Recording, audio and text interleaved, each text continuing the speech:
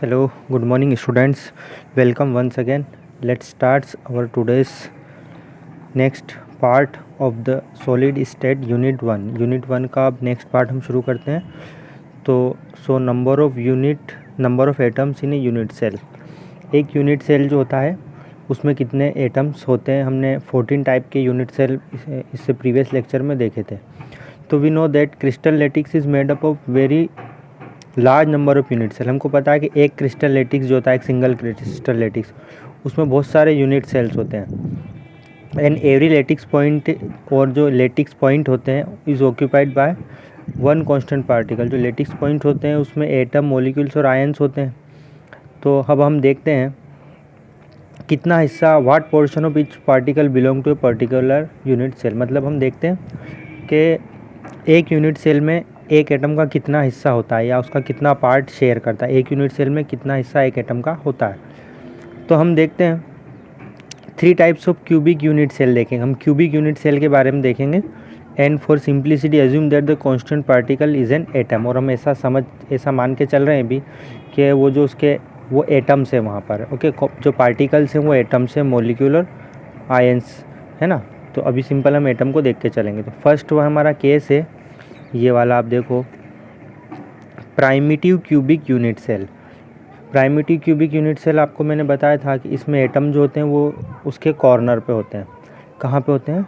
उसके कॉर्नर पे. तो देखो, ये एक एटम आपको दिख रहा है. इस एटम को आप देखोगे तो देखो, इस एटम में ये एक यूनिट सेल इस तरफ है आगे की तरफ, एक इधर वाला, एक इस तरफ, एक इस तरफ, एक इसके साइड में, एक इसके इधर. ये 1 2 3 4 ऐसे 5 6 7 और 8 टोटल इसमें कितने यूनिट सेल आपको दिखाई देंगे. देखो, ये 1 2 3 4, इसी तरीके से 5 6 7 8, ऐसे 8 यूनिट सेल दे रखे हैं. ठीक है. तो इन 8 यूनिट सेल में ये आप सिंगल एटम देखोगे तो इसका कितना हिस्सा एक यूनिट सेल के अंदर आ रहा है. मतलब ये एटम पूरा एक यूनिट सेल में नहीं है, इसका कितना हिस्सा शेयर हो रहा है ये हम देखोगे. तो आप देखोगे कि इस एक एटम का 1/8 पार्ट ही शेयर हो रहा है. मतलब ये पूरा एटम एक यूनिट सेल में नहीं है, इसका 1/8 पार्ट ही इसके अंदर है. ठीक है. तो देखो, तो अब हम देखेंगे in primitive cubic unit cell has been depicted in 3 different way. हम 3 डिफरेंट तरीके से इसको देख सकते हैं. ठीक है. आप ये डायग्राम देखो, इसको, ये वाला. Each small sphere in represent only the centre of the particle occupying the position. आप सबसे पहले ये ए वाला डायग्राम देखो. ये जो मॉडल आपको ये वाला डायग्राम दिख रहा है, इसमें देखो ये क्यूबिक यूनिट सेल है. इसमें जो एटम है वो इसके कॉर्नर पे है. यहाँ पे कॉर्नर पे एटम आपको दिखाई दे रहे हैं. ठीक है. इसमें आप देखोगे कि कॉर्नर पे एटम है. अब बी वाला आप देखोगे, ये है स्पेस फिलिंग मॉडल. ये है आपका एक्चुअली एटम किस तरह से होते हैं, ये वाला. और ये जो एटम एक्चुअली एक दूसरे को टच करते हुए, देखो ये वाला एक एटम है और इसके साइड में दूसरा एटम, ये दोनों एक दूसरे को टच कर रहे हैं. ठीक है. इनके सेंटर से जब हम एक लाइन ड्रॉ करते हैं तो एक ऐसा यूनिट सेल क्यूब बनता है. ठीक है. ये है स्पेस फिलिंग वाला. ये ओपन स्ट्रक्चर है, ये वाला फर्स्ट वाला, ये ओपन स्ट्रक्चर है. इसमें हम अरेंजमेंट इजी तरीके से देख सकते हैं. बी वाला जो ये स्पेस फिलिंग रिप्रेजेंटेशन है यूनिट सेल का विथ एक्चुअल पार्टिकल साइज, जिसमें एक्चुअल पार्टिकल का साइज दे रखा. और ये जो सी वाला आपको दिख रहा है, ये वाला, ये एक्चुअल पोर्शन आपको बता रहा है कि एक एटम का कितना हिस्सा इसमें शेयर हो रहा है. तो देखो, ये एक यूनिट सेल बनाया गया है इनको. ये देखो, ये वाला हिस्सा ये दिख रहा है ना, ये वाला, ये इतना हिस्सा, मतलब ये 1/8 हिस्सा ही शेयर हो रहा है इसमें. एक यूनिट सेल के अंदर एक एटम का 8वां हिस्सा शेयर होता है ना, 1/8. तो देखो 8 एटम्स होते हैं उसके कॉर्नर पर, और कितना हिस्सा होता है, 8 एटम का कितना हिस्सा शेयर होगा, 1/8 होगा. तो total number of atom in unit cell कितना होगा. तो 8 एटम है, 8 का कितना हिस्सा है, 1/8 थे. तो 1/8 इंटू 1/8 करेंगे तो एक एटम आएगा. ठीक है. 8 से 8 कट जाएगा और एक आ जाएगा. मतलब एक प्राइमिटिव क्यूबिक यूनिट सेल के अंदर सिर्फ एक एटम होता है. एक प्राइमिटिव यूनिट सेल के अंदर एक्चुअल में कितने एटम प्रेजेंट होते हैं, एक सिंगल एटम उसके अंदर प्रेजेंट होता है. तो ये इसमें बताने का हमारा ये उद्देश्य है. ठीक है. एम है, क्या है कि कितने नंबर ऑफ एटम होते हैं यूनिट सेल में. तो प्राइमिटिव यूनिट सेल में एक्चुअली में कितने एटम होते हैं, एक एटम होता है. ठीक है. क्योंकि 8 एटम कॉर्नर पे होते हैं और 8 एटम का 1/8 हिस्सा उसमें शेयर होता है. तो इसको सॉल्व करेंगे तो 1 एटम आएगा. अब हम देखते हैं बॉडी सेंटर्ड वाला पोर्शन देखते हैं अब हम। ये देखो बॉडी सेंटर्ड वाला, ये है हमारा body centred cubic unit cell. ये आपका ए वाला डायग्राम है, ये है ओपन स्ट्रक्चर। ओपन स्ट्रक्चर में देखो इसमें कॉर्नर पे एटम होते हैं। बॉडी सेंटर्ड में क्या होता है एक्चुअली में 8 एटम तो इसके कॉर्नर पे होते हैं, ये 1 2 3 4 5 6 8, और एक एटम होता है बॉडी के बिल्कुल सेंटर में, बॉडी के बीच में, इसीलिए इसका नाम पड़ा है body centred cubic unit cell. ये है आपका ए वाला है ओपन स्ट्रक्चर। ये बी वाला जो दिख रहा है ये स्पेस फिलिंग स्ट्रक्चर, मतलब एक्चुअली में एटम बता रखे है उसने, ये एक दूसरे को टच करते हैं। देखो ये इस वाले को और इस वाले को देखो, ये और ये एक्चुअली में एक दूसरे को टच कर रहे हैं, ठीक है। और ये जो दिख रहा है आपको सी वाला, ये एक्चुअल पोर्शन है कि एक एटम का कितना हिस्सा शेयर हो रहा है। देखो ये कॉर्नर वाला तो 1/8 शेयर करता है, मैंने आपको बताया था। और ये बिल्कुल आपको सेंटर में एक बड़ा सा एटम दिख रहा है बीच में। तो एक्चुअली में इसमें कितने एटम होते हैं वो हम ज़रा देख लेते हैं। ये देखो आप, तो 8 इसके कॉर्नर्स होते हैं, 8 कॉर्नर है, कॉर्नर पे 1/8 पार्ट शेयर होता है। तो 8 मल्टीप्लाइड बाय 1/8 करेंगे तो एक एटम आ जाएगा। और बॉडी के बिल्कुल बीच में, बॉडी के सेंटर में एक एटम होता है, तो 1 × 1 एक एटम है, तो 1 एटम, तो 1 + 1 = 2 एटम। तो body centred cubic unit cell में कितने एटम होते हैं? 2 एटम प्रेजेंट होते हैं, ठीक है। बॉडी सेंटर में 2 होते हैं, प्राइमरी में कितने आए थे? 1 एटम आया था। तो ये क्वेश्चन आता है। नेक्स्ट आप देखोगे वो है आपका face centred cubic unit cell. Face, इसको हम FCC भी बोलते हैं शॉर्टकट में, और बॉडी सेंटर को हम BCC भी बोलते हैं शॉर्टकट में, ठीक है, ये याद रखें, एफ सेंटर्ड FCC। इसमें कहाँ कहाँ एटम प्रेजेंट होते हैं फेस सेंटर्ड में? ये देखो आप डायग्राम, कॉर्नर पे तो एटम होते ही हैं, तो 8 कॉर्नर हैं, तो 8 कॉर्नर पे एक एक एटम प्रेजेंट होगा।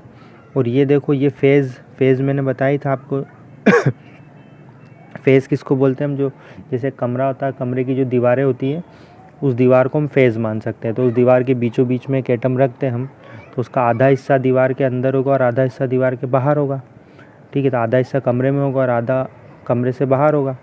तो उसका कितना हिस्सा शेयर होता है एक्चुअली में? 1/2। आधा हिस्सा है, मतलब आधा मतलब 1/2 हिस्सा शेयर होता है। तो अब हम देखते हैं ये डायग्राम, आप देखो ये आपका ओपन स्ट्रक्चर, कहाँ कहाँ एटम प्रेजेंट है? ये कॉर्नर वाले एटम है, ये फेस पे एटम प्रेजेंट है। तो फेस कितने होते हैं? 6 फेज़ होते हैं, तो ये 6 फेज़ पे 6 एटम प्रेजेंट होंगे। ये 1 2 3 4 5 और 6 तो 6 फेज़ है।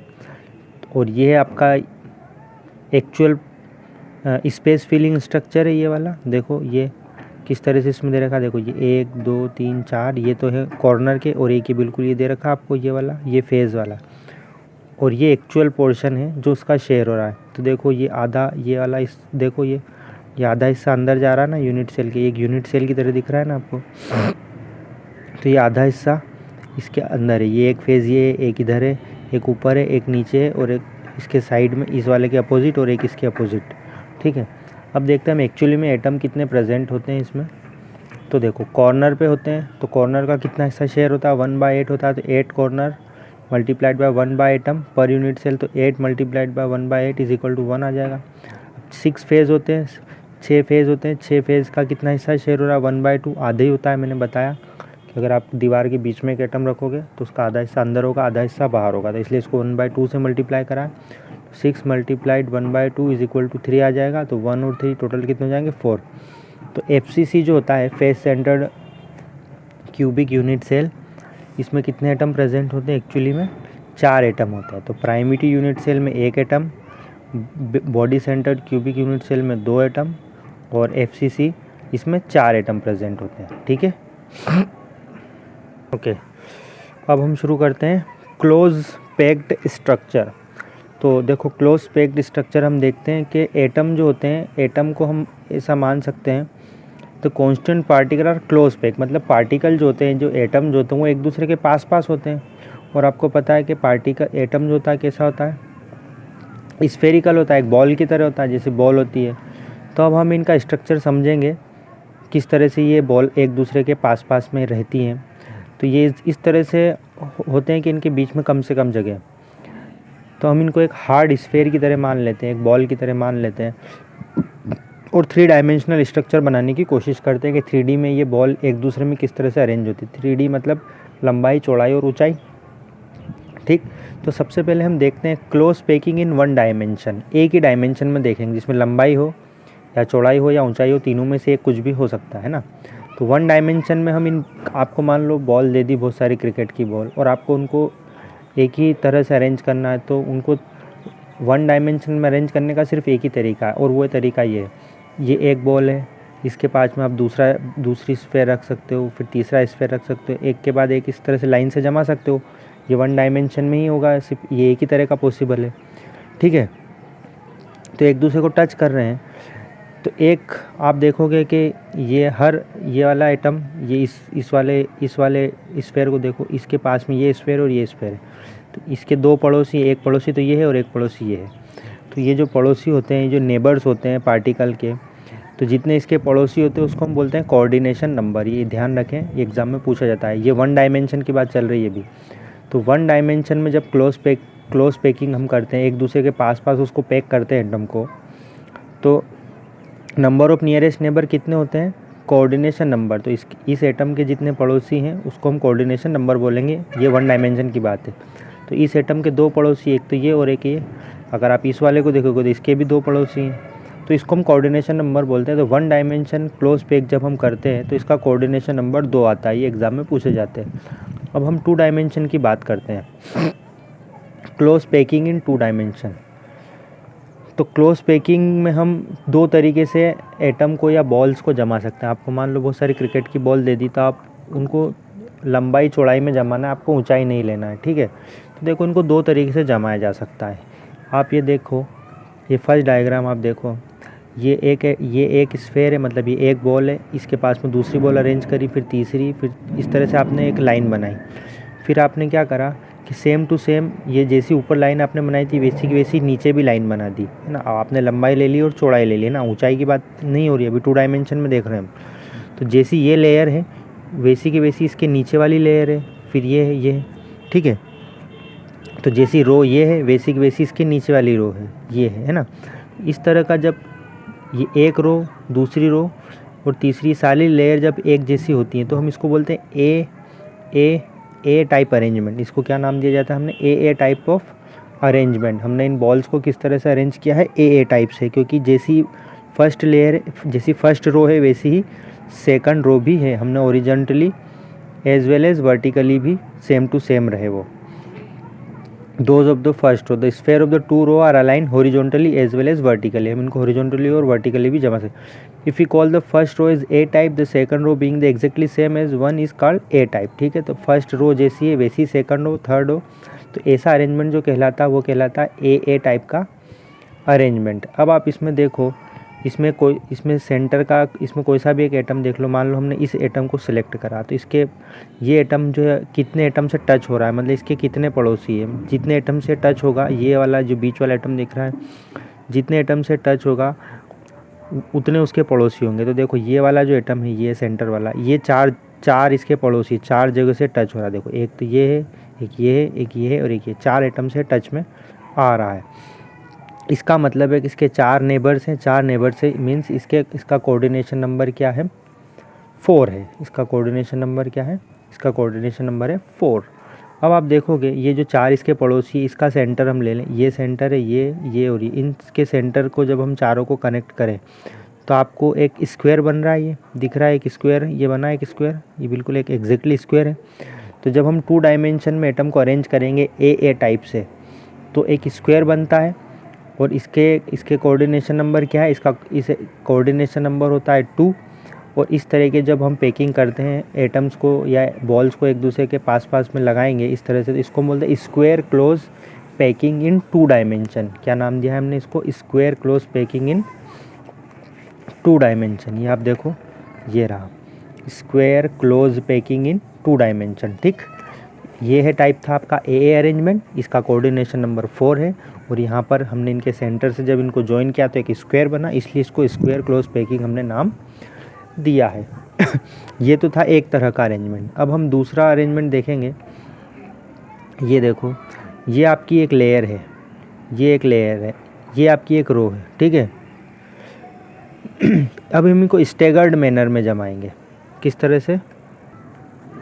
ओके, अब देखो इस वाली क्लोज पैकिंग को आप देखो और इस वाली क्लोज पैकिंग को आप देखो, आपको दोनों में अंतर नज़र आएगा। देखो ये फर्स्ट रो है, ये फर्स्ट रो, तो ये वाली रो ऐसी। अब हमने देखो ये वाला आइटम है और ये वाला आइटम, इन दोनों के, इसके दोनों आइटम को टच करते हुए बीच में हम रखा है। इसमें हमने एक के नीचे एक लगाया था, अब हमने एक के नीचे एक नहीं लगाया, इन दोनों आइटम के बीच में आइटम को लगाया, फिर इस तरह से एक दूसरी रो बनाई है। ठीक है, तो ये ऊपर वाली रो अलग है और ये इसके जस्ट ये नीचे वाली रो ये अलग आपको दिख रही है।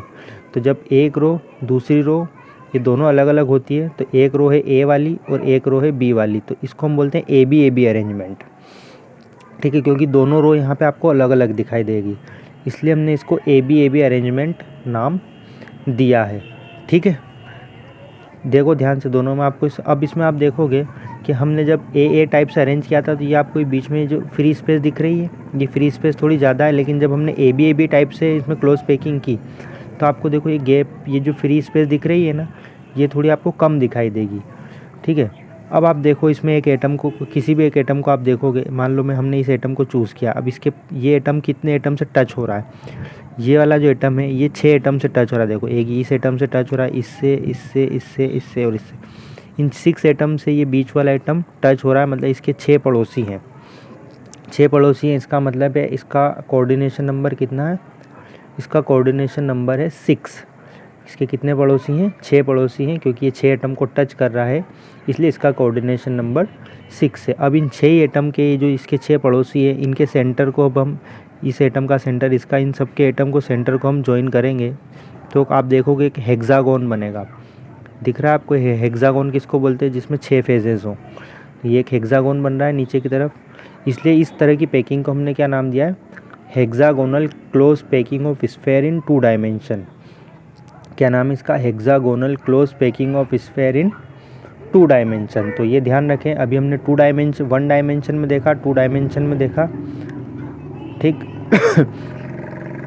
अब हम देखेंगे लास्ट में 3 डायमेंशन में, जो कि हमारा एक्चुअल एम है, क्योंकि हर चीज़ें जो होती है वो 3 डायमेंशन में होती है, हर चीज़ 3 डायमेंशन में होती है। तो इसको हम नेक्स्ट सेशन में डिस्कस करेंगे। आज के लिए इतना ही। 3 डायमेंशन को हम सेपरेट पार्ट में देखेंगे, क्योंकि वो सबसे इम्पोर्टेंट पार्ट है। ये जो भी पढ़ा है 1 डायमेंशन 2 डायमेंशन में, इसका coordination number, square close packing क्यों बोला गया है, हेक्सागोनल क्लोज पैकिंग क्यों बोला गया है, ये सब आप ध्यान दें और समझें। तो इतना ही आज के लिए। सभी को बहुत बहुत शुक्रिया, धन्यवाद इस वीडियो को देखने के लिए। Bye bye, thank you.